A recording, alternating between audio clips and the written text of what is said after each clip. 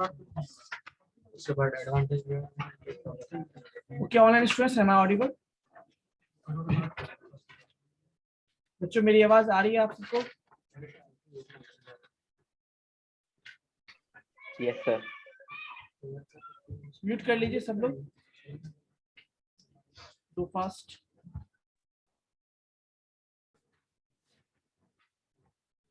सो हम लोगों ने क्या देखा था? डेफिनेशन देखा था ना? यस सुनो। Yes sir. नेक्स्ट है एप्लीकेशन और द कैरेक्टरिस्टिक्स ऑफ द। हम लोग एप्लीकेशन बाद में देखेंगे, पहले हम लोग देखते हैं कैरेक्टरिस्टिक्स क्या होता है। जैसे ह्यूमन का क्या होता है बताओ आप? What are the characteristics of human being? क्या होता है? जैसे हम लोग ईटिंग करते हैं, वॉकिंग करते हैं, रनिंग कर सकते हैं, ये सारे हमारे फंक्शंस है ना। वैसे ही और हम लोग बिना थके हम लोग भी काम करते हैं, लेकिन लिमिटेशंस में। हम लोग के पास आईक्यू होता है,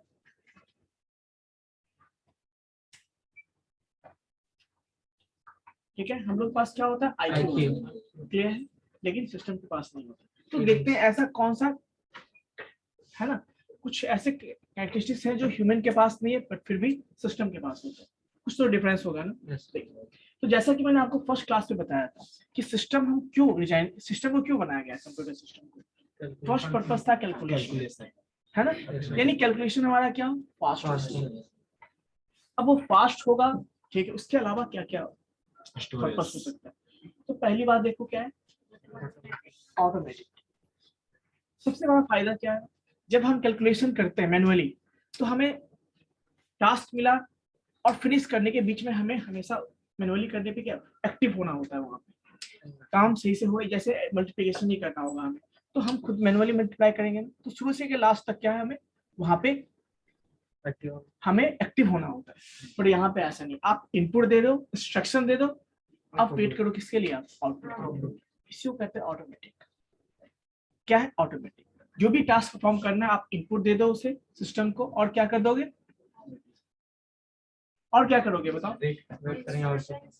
है ना? तो वो क्या है आपका, खुद ही करके दे देगा। तो आपको केवल इनपुट के साथ साथ आपको इंस्ट्रक्शन देना होता है। क्या देना होता है बच्चों? इंस्ट्रक्शन। आवाज आ रही है आप सबको? इंस्ट्रक्शन देना होता है।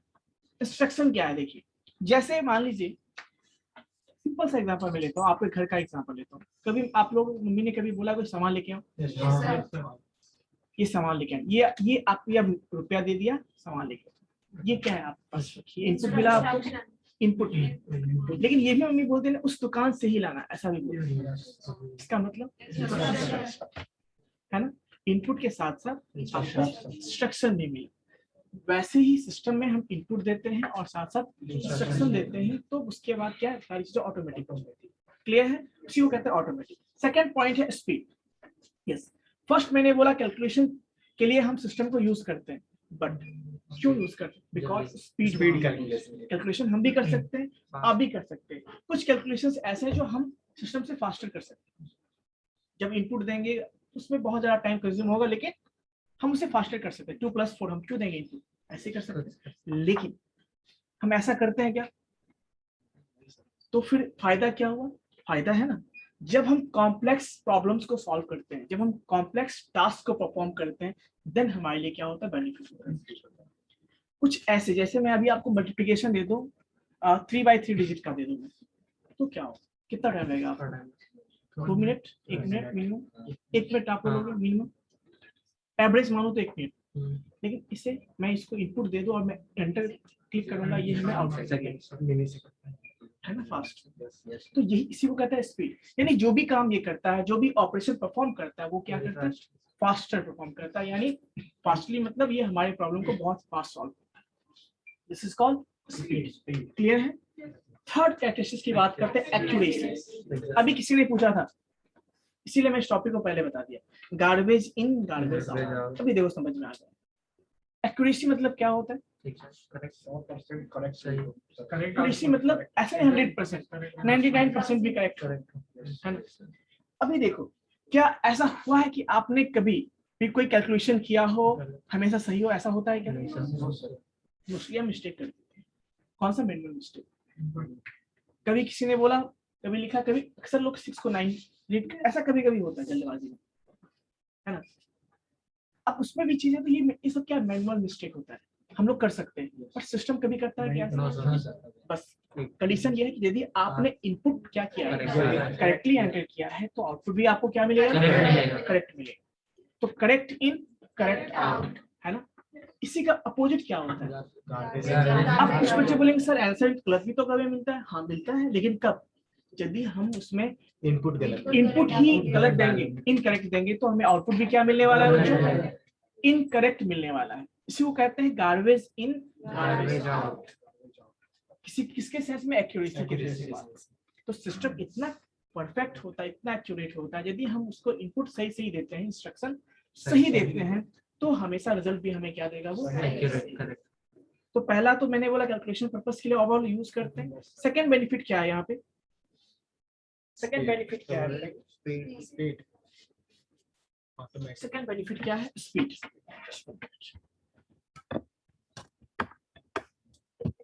Speed. Third one is accuracy. Fourth one is elegance. इसका मतलब क्या होता है बताओ? As you can read here, unlike human being, a computer is free from monotony, tiredness, and lack of concentration. मतलब बार-बार वो करता है, थकता भी नहीं, हम लोग थक जाते हैं। कभी-कभी बाइक ही आप चलाते हो, कभी-कभी कंसंट्रेशन आपका हट जाता है। होता है। आप या तो किसी को आगे वाले को धक्का ब्रेक लगाना भूल गए तो धक्का लग जाता है, या फिर कभी आप गिर जाते हो, ऐसा होता है। या मैं आपको बता रहा हूँ, अभी देखो किसी बच्चे ने yes roll number 78, roll number 78,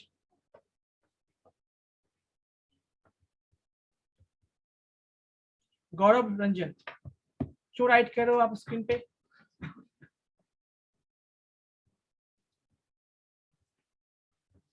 सारे बच्चे कैमरा ऑन करेंगे अपना, ऑनलाइन जो भी बच्चे हैं, otherwise I will remove you. इसलिए जितने भी बच्चे ऑनलाइन ज्वाइन होते हैं कैमरा ऑन करके रखिए। Do fast.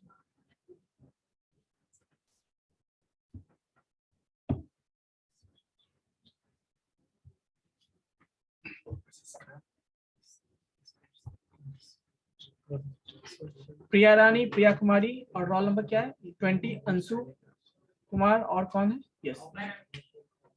क्यों ज्वाइन करके रखे हो? कहाँ? चलो रिमूव करो उसको। सुमन कुमार कौन है?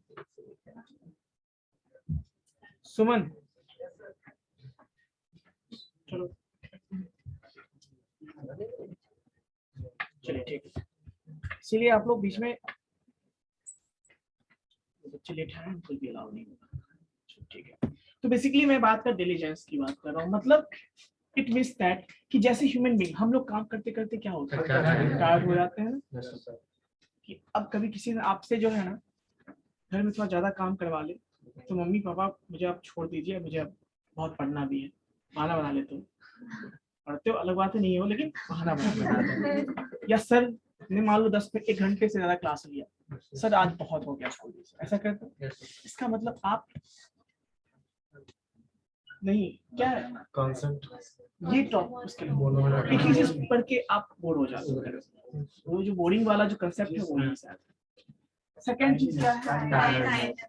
क्लासेस तो डेली करना है, इसमें टाइटनेस की बात ही नहीं। हाँ, यदि आज मैं 1 घंटे के जगह मैं आपको 10 घंटे पढ़ाना स्टार्ट करूँ तो फिर आप क्या हो जाओगे?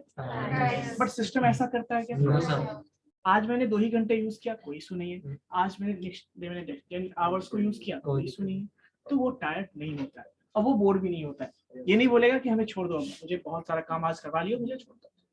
सो this is called lack of concentration. Yes, जैसे आप लोग क्लास पे कभी कभी इधर उधर ध्यान देने लगते हो, है ना। कभी अब मैं पढ़ा रहा हूँ, उधर दोस्तों से बात करना शुरू करते हैं, this is called lack of concentration. और मैं कुछ इंपॉर्टेंट चीज बता रहा हूँ, आप सुन नहीं पाते, ऐसा होता है। बट सिस्टम में ऐसा नहीं होता, वो जो भी काम करता है कंसंट्रेशन के साथ करता है। दिस इज कॉल्ड, और ये कंबाइंडली जिसे क्या बोलते हैं? क्लियर है बच्चों? किसी को कोई डाउट है बताइए? एनीवन? कोई डाउट नहीं है? तो फर्स्ट हो गया automatic, second speed, third accuracy, diligence.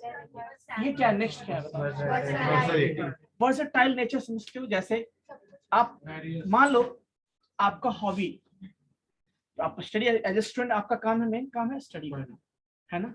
लेकिन उसके अलावा मान लो आप सिंगिंग भी कर लेते हो, डांसिंग भी कर लेते हो, इसका मतलब आप वर्सटाइल नेचर पे हो, है ना। वैसे ही सिस्टम भी एक से ज्यादा काम कर सकता है।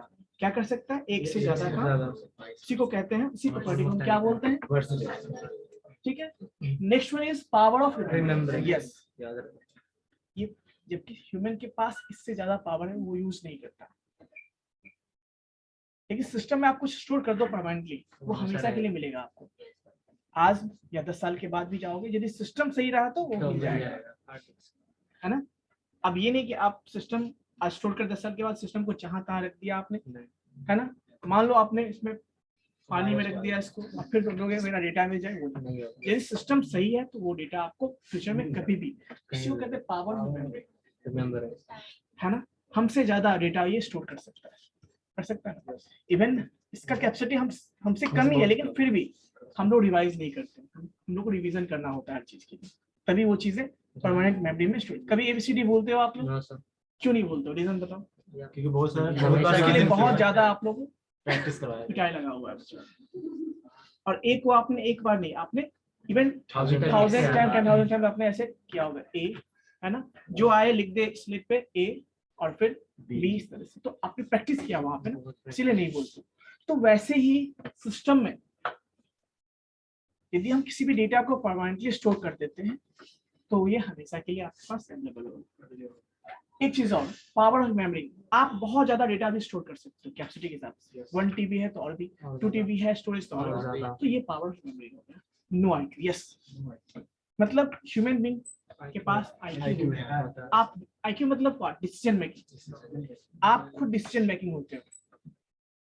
बाइक चलाना सब जानते हो, साइकिल चलाते हो, बाइक चलाते हो, डिसाइड करते हो ना कब ब्रेक लेना है, कब ब्रेक नहीं लेना है, कब स्पीड 80 रखना है, कभी 50 रखना है। ये कैसे डिसाइड करते हो?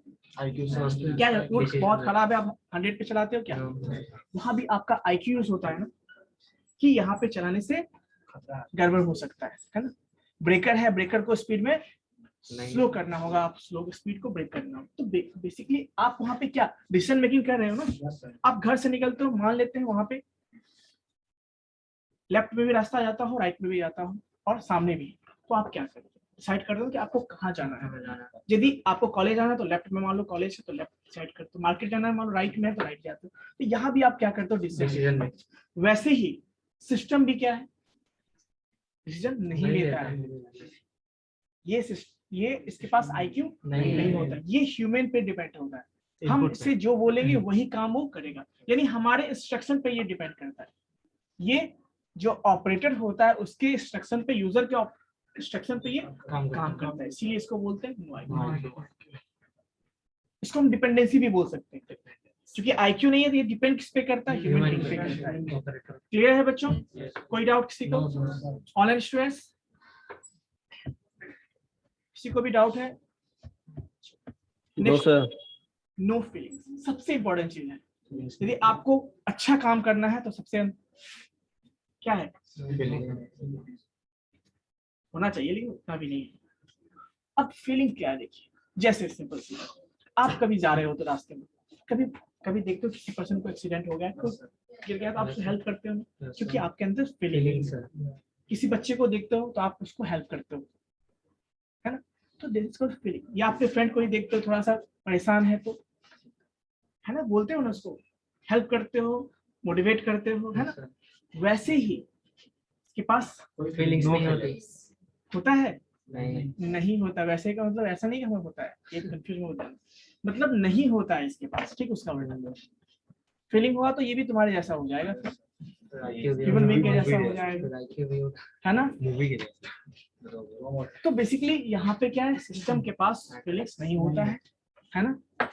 वो आपको ये नहीं बोलने वाला है कि, है ना, क्यों परेशान हो, कि कोई फीलिंग्स, वो बिना फीलिंग्स के काम करता है। तो ये कुछ कैरेक्टरिस्टिक्स हैं किसके? कंप्यूटर के सिस्टम के, ठीक है।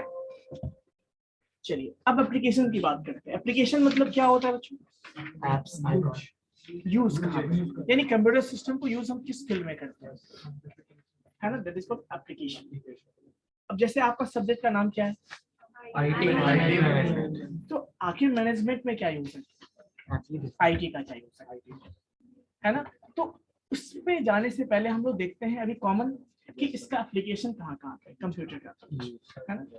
तो देखिए बहुत सारे एप्लीकेशंस हैं, इवन डायरेक्टली और इनडायरेक्टली मैं बात करूँ तो आजकल हमारे डेली लाइफ में बहुत यूज होता है, चाहे डायरेक्टली या इनडायरेक्टली। चलो मैं सिंपल सी बात बोलता हूँ, अभी कुछ बच्चे ऑनलाइन क्लास कर रहे हैं, आप भी किए होंगे कभी ऑनलाइन क्लास, कैसे पॉसिबल है, एप्लीकेशन क्या बिना कंप्यूटर के पॉसिबल है।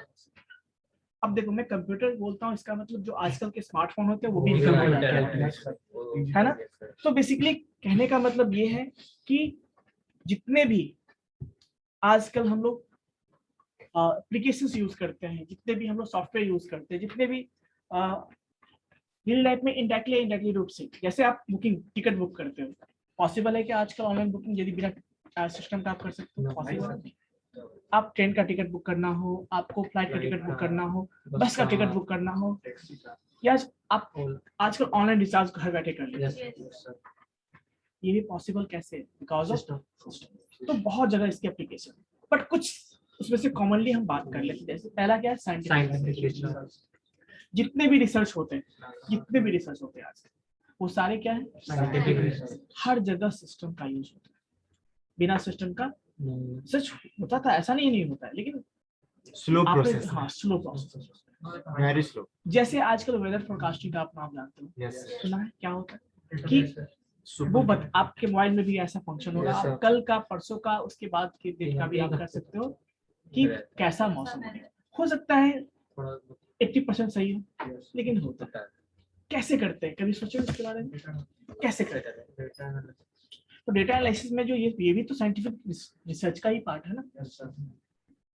कैसा सुपर कंप्यूटर देखते हो, ये जो आजकल ये सारे क्या है, तो कहीं ना कहीं साइंटिफिक रिसर्च में इसको यूज करते हैं, ठीक है।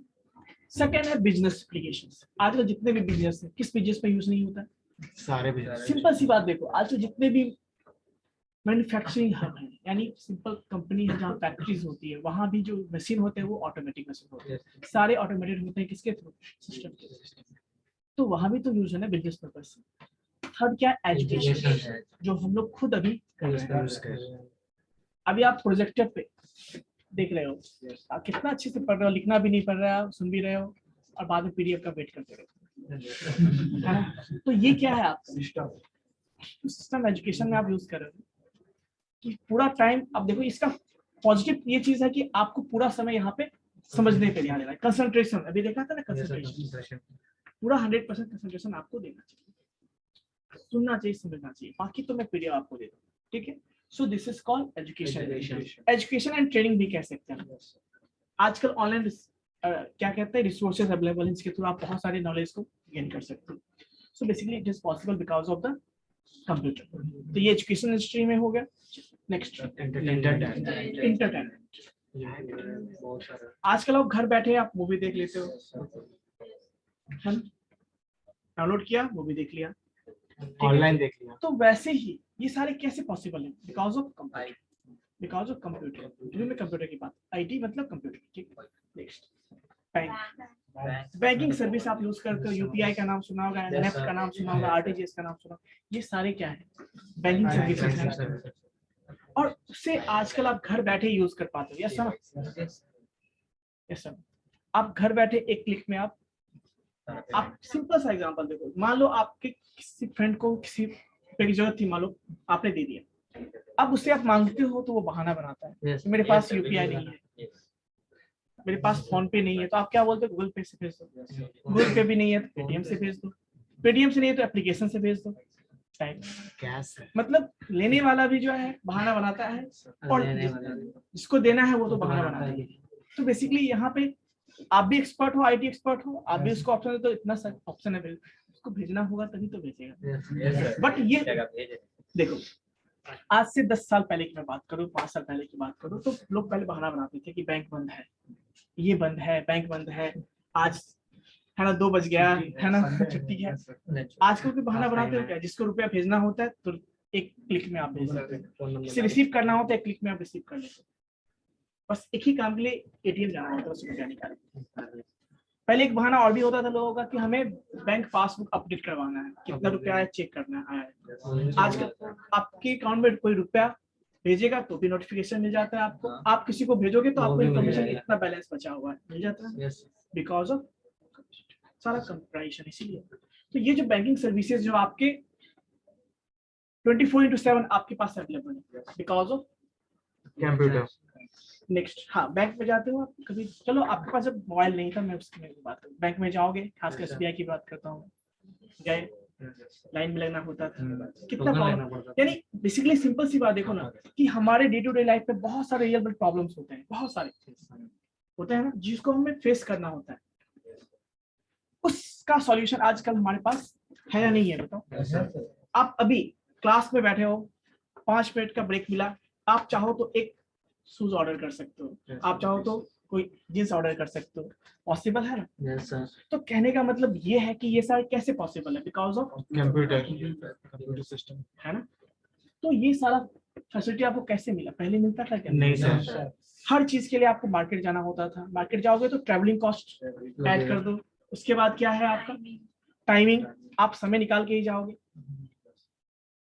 जो परेशानी है वो अलग है, इतना सारा प्रॉब्लम्स है, इसी लोग बहाना भी बनाते अच्छा कल एक ही साथ जाएंगे सारा काम। आजकल तो वो भी ऑप्शन नहीं, बस Amazon फ्लिपकार्ट के थ्रू आप तो करते हो ऑर्डर, वो सामान आप पे करके आ जाओ।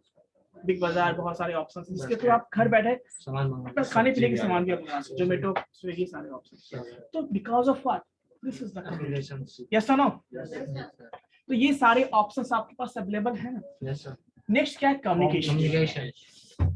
आजकल किसी को, चलो आज से छोड़ दो, 10-20 साल 25 साल पहले की बात करो, जब पोस्टमैन हुआ करते है ना, चलो 10-15 साल पहले, 10 साल ही पहले की बात करो, जब मोबाइल नहीं था उस समय की बात करो। आपने सुना होगा आपके गांव में, यदि आप गांव से अपने शहर से कहीं से भी बिलोंग करते हो, आपने अक्सर एक सुना होगा कि किसी को कि मेरे जॉब का एप्लीकेशन आया था, ज्वाइनिंग लेटर मुझे बाद में मिला, ऐसा बहाना सुने हो, कभी न कभी सुने हो या सुनोगे। आप कोई बहाना बनाता है क्या? नहीं सर, तो मैं कोई बोलता है कि मैंने फॉर्म भरा था, मेरा फॉर्म पहुंच ही नहीं पाया, कोई बोलता है कि मेरा फॉर्म नहीं पहुंच पाया एप्लीकेशन। पहले लोग बहुत सारे फॉर्म भरते थे जॉब के लिए, फॉर्म पहुंच ही नहीं पाता था, आजकल सारा कुछ ऑनलाइन है। सर अभी कुरियर क्यों होता है? थोड़ी अलग पार्ट है, ठीक है, यहाँ पे कोई दिक्कत।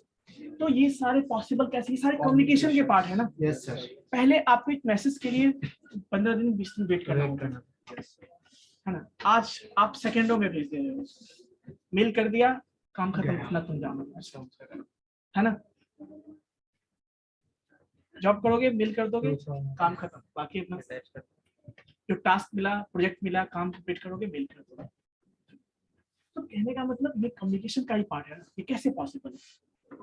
घर बैठे किसी को वीडियो कॉलिंग के थ्रू बात कर लेते हो, घर बैठे आप किसी को कॉल कर लेते हो, घर बैठे आप किसी को वीडियो भेज देते हो, ऑडियो भेज देते हो, ये कैसे पॉसिबल है, सारा कम्युनिकेशन का पार्ट है because of computer. Next is आज के इंजीनियरिंग सेक्शन जो इतना सेक्टर, ये इतना एडवांस क्यों हो गया, एडवांस टेक्नोलॉजी इसको बोलते हैं, एडवांस क्यों हो गया, बिकॉज ऑफ कंप्यूटर। हर चीज कंप्यूटराइज हो गया है ना। आजकल जो मशीन होते हैं, बड़े बड़े कारखाना जो फैक्ट्रीज को बोलते हो, वो भी आजकल कंप्यूटराइज हो गए, ऑटोमेटिक है ना, सारे कंप्यूटराइज हो गए, सारे ऑटोमेटिक हो गए हैं।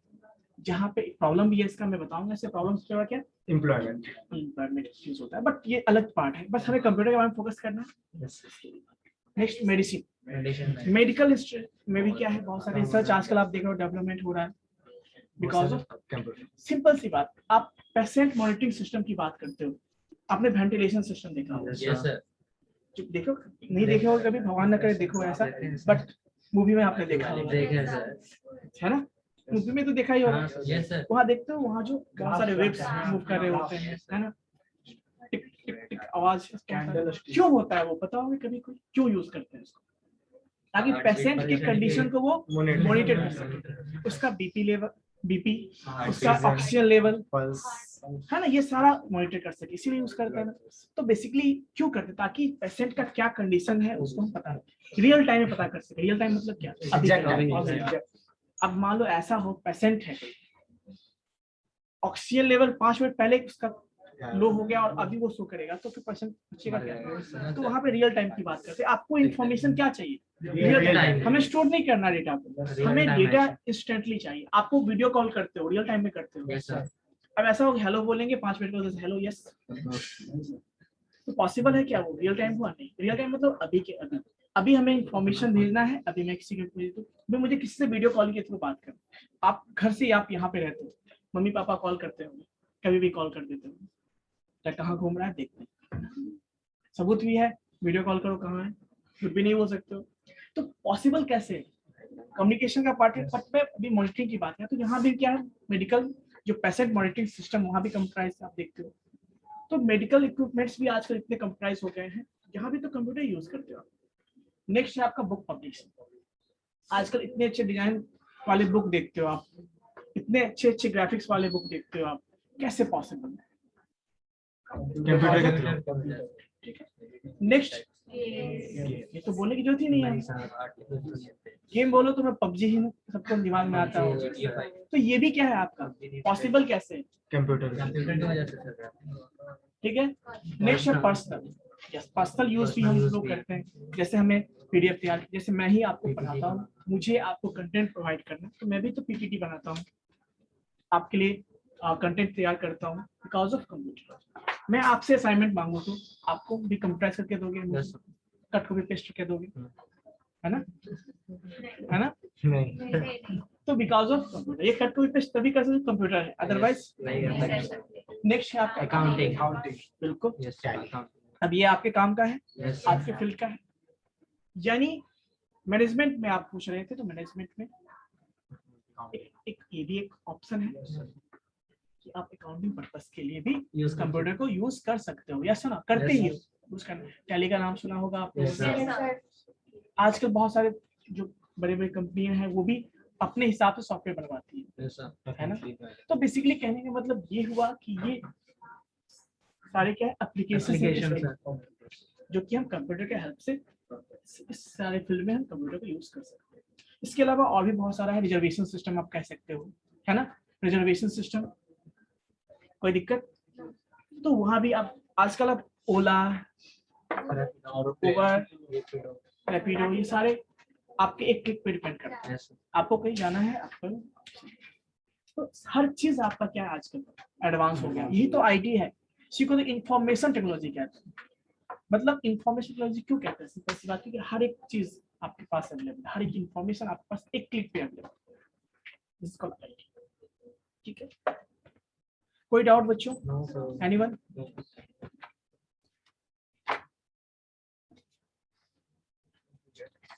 सो नाउ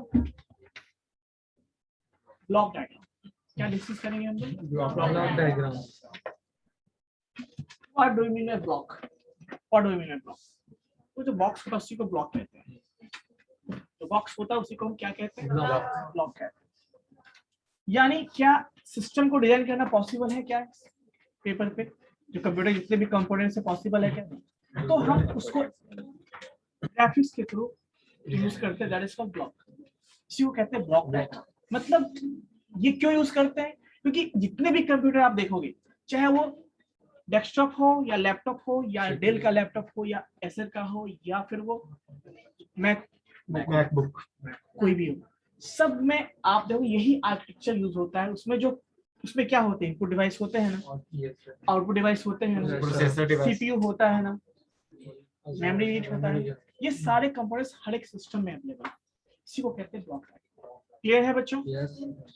चाहे वो कोई भी कंप्यूटर, कोई किसी भी कंपनी का लैपटॉप कंप्यूटर ले लो, सब में ये कंपोनेंट्स अवेलेबल है।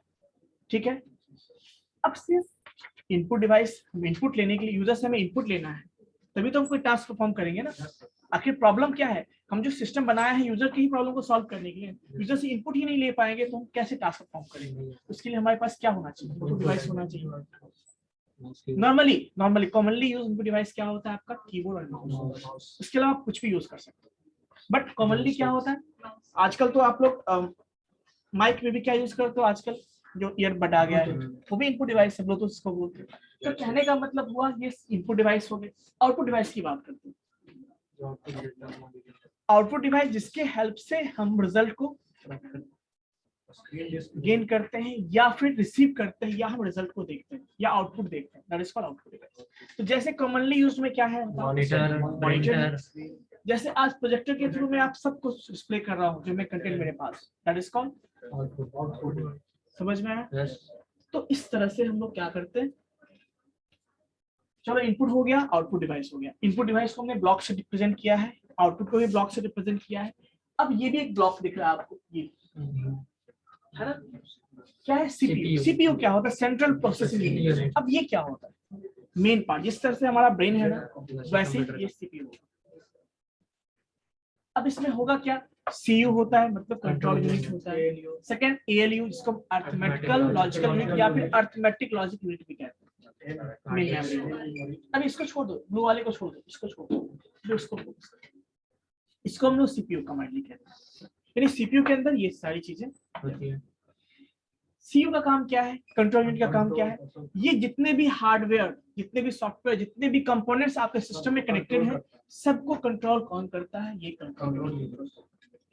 जैसे आपके ये जो हार्डवेयर्स हैं, कभी किसी पे चले ना, चलते हो उतना ही स्टेप हो जितना आप लेना, गिरो ना, बैलेंस में रहो उतना ही वो लेता है।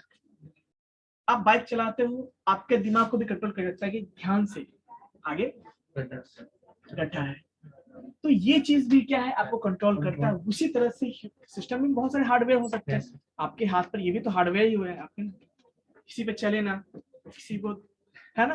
तो इसीलिए हम क्या करते हैं, हमारे पास ब्रेन होता है, इसके पास कंट्रोल यूनिट, क्योंकि ये बताता है आपको हमेशा कि देखो तुम चलाओगे तो तुम्हें भी लग सकता है ना, टिट फॉर टैट है। तो यहाँ भी है कंट्रोल यूनिट, ये बैलेंस, ये कंट्रोल करता है सारे हार्डवेयर कंपोनेंट्स को, सारे सॉफ्टवेयर कंपोनेंट्स को, सारे सिस्टम के कंपोनेंट्स को। ठीक है, कोई इशू बच्चों। Next is ALU, arithmetical logical unit. It is calculation. अब आप सिस्टम के थ्रू कैलकुलेशन करते हो, एडिशन करते हो, सब्ट्रैक्शन करते हो, सारे ऑपरेशंस करते हो। वो सारा ऑपरेशन कौन सा कंपोनेंट करता है, ठीक है।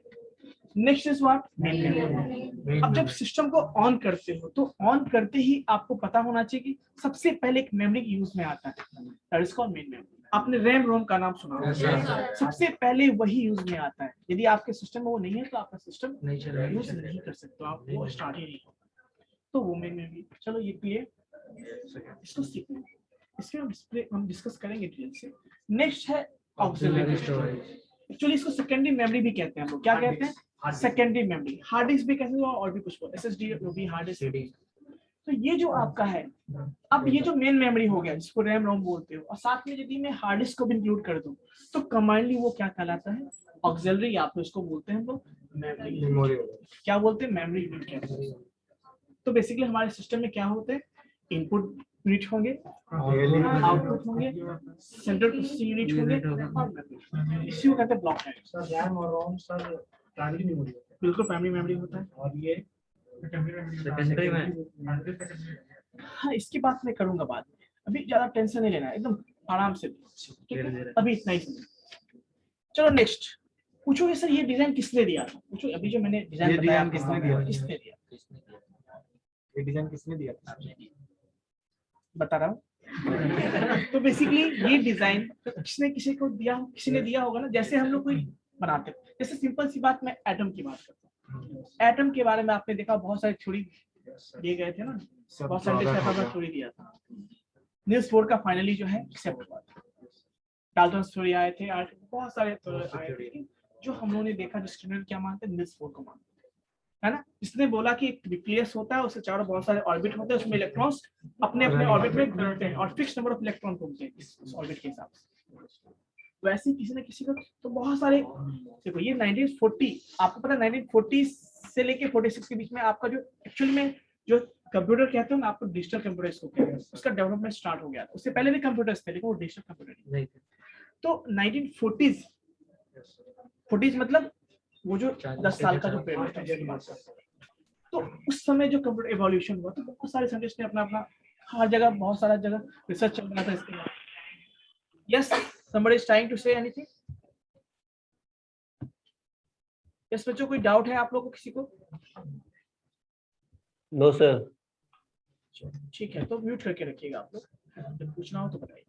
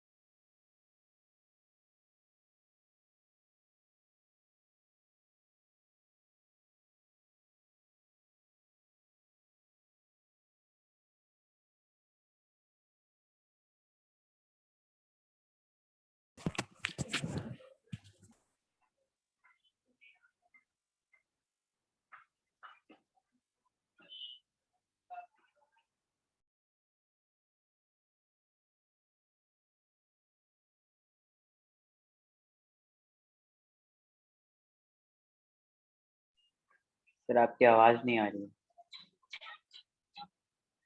Now am I audible? Yes, sir. Okay. So basically जो है, जो हम ब्लॉक डायग्राम देखते हैं उसको हम क्या कहते हैं, वॉन न्यूमैन आर्किटेक्चर ने वो डिजाइन दिया था, वो आर्किटेक्चर दिया था कि हमारे सिस्टम में ये कंपोनेंट्स होंगे। कब दिया था? इन 1945। जिस 1946 में आपको पता है ना पहला कंप्यूटर बना था, which was later known as von Neumann architecture. उन्होंने जो आर्किटेक्चर दिया था उसको बाद में हमने उन्हीं के नाम से रख दिया। It consists of control unit, ALU जो मैंने बताया आपको, memory, registers and ये सारे कंपोनेंट्स होते हैं। और आपको पता है ये हर एक सिस्टम में होते हैं, चाहे किसी भी कंपनी का आप परचेज करो, चाहे वो डेस्कटॉप हो या वो पेंटॉप पाम टॉप हो या कुछ भी हो, या टैब जो आप वो देखते हो, सब में ये कंपोनेंट्स होते हैं। बस तरीका अलग हो सकता है, लेकिन इनपुट डिवाइस वहाँ होगा, चाहे वो माउस हो या फिर टच पैड हो, इनपुट डिवाइस ही है, सारे कंपोनेंट्स होंगे। Von Neumann architecture is based on the stored program computer concept, where instruction and data and program data are stored in the same memory. Instruction data and program data, मतलब programme जो उसको हम execute करते हैं वो भी, और उसके लिए जो इंस्ट्रक्शन जो देते हैं वो सारा एक ही मेमोरी में स्टोर होता है। ठीक है, इसी को कहते हैं स्टोर्ड एंड प्रोग्राम। ये आर्किटेक्चर है जिसको मैंने बोला, वो सेम ही चीज है, बस ये स्ट्रक्चर अलग है। यानी हमारे सिस्टम में सीपीयू होंगे, कंपोनेंट्स होंगे, रजिस्टर्स एक नया टर्म आपके लिए है। जैसे आप जानते हो रैम रोम जानते हो, हार्ड डिस्क जानते हो, कैसे मेमोरी भी जानते होगे आप, बट एक और भी मेमोरी होता है जो जनरली हम लोग यूज करते हैं, हम लोग नहीं, सिस्टम के पास होता है, प्रोसेसर के साथ होता है, इनबिल्ट होता है। जब भी कोई टास्क हम प्रोसेसर को देते हैं, वो पहले हमारे डेटा को, इंस्ट्रक्शन को पहले उसी मेमोरी में वो ले जाता है एंड देन उसको प्रोसेस करना स्टार्ट करता है, उसको हम रजिस्टर बोलते हैं। ठीक है, जो कि सबसे फास्टेस्ट मेमोरी होता है, बट स्मॉल इन साइज, बहुत क्लियर है बच्चों? कोई डाउट है किसी को? बताइए, एनीवन?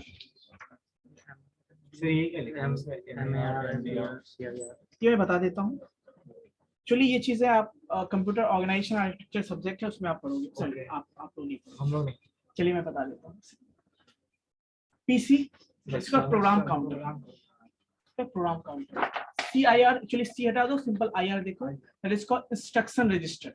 मतलब एक रजिस्टर, बहुत सारे रजिस्टर्स होते हैं वहाँ, बहुत सारे रजिस्टर्स होते हैं। प्रोग्राम काउंटर मतलब क्या, अब हम कोई प्रोग्राम को एक्सिक्यूट करेंगे है ना, तो उस प्रोग्राम के अंदर बहुत सारे इंस्ट्रक्शन होंगे। तो मान लो फर्स्ट इंस्ट्रक्शन एक्सिक्यूट होना स्टार्ट हो गया, तो ये जो प्रोग्राम काउंटर है वो नेक्स्ट इंस्ट्रक्शन जो स्टार्ट होने वाला है उसका एड्रेस स्टोर करके रखता है। कौन? हाँ, यानी सीपीयू या जो प्रोसेसर है नेक्स्ट किस इंस्ट्रक्शन को एक्सिक्यूट करने वाला है उसका एड्रेस कौन स्टोर करता है? प्रोग्राम। IR क्या? Instruction register. आप जो इंस्ट्रक्शन देते हो, जैसे उसमें डेटा भी होता है, जैसे 5 + 6 आपने लिखा, इंस्ट्रक्शन हो गया, आप दोगे तो वो जहाँ पे स्टोर होता है पहले जाके वो फिर वहां से सिस्टम क्या करता है, उसको एक्सट्रैक्ट करता है, उसमें से डेटा कौन सा है, ऑपरेशन कौन सा है। तो जो डेटा होता है उसको हम देखें, तो ये DR मेमोरी डेटा रजिस्टर, तो उस डेटा को वो वहां पे स्टोर करते हैं। ये आपका एड्रेस रजिस्टर, मतलब ये एड्रेस स्टोर करने के लिए यूज होता है। यानी प्रोग्राम काउंटर के पास जो एड्रेस है वो इसके पास जाएगा, फिर वहां से वो डेटा को एक्सेस करता है। तो एड्रेस रजिस्टर एड्रेस को स्टोर करता है। नेक्स्ट क्या है आपका एड्रेस। अब जो प्रोसेसिंग होने के बाद जो रिजल्ट आएगा आपका, वो डायरेक्टली नहीं जाता है मेमोरी में, रैम में या फिर सेकेंडरी मेमोरी में, वो पहले एक रजिस्टर में स्टोर होता है जिसको हम कहते हैं एक्यूमुलेटर। क्या बोलते हैं उसको? क्या ये उतना डीपली आपको जरूरत नहीं है, बट ये बहुत सारे, इसके अलावा बहुत सारे रजिस्टर्स होते हैं। ठीक है, नेक्स्ट मेमोरी यूनिट आप ऑलरेडी जानते हैं। तो इसी आर्किटेक्चर को हम क्या कहते हैं? Von model. क्लियर है बच्चों? किसी को कोई डाउट? Anyone please? किसी को कोई डाउट है आप लोगों में से किसी को? कोई डाउट नहीं है? चलिए।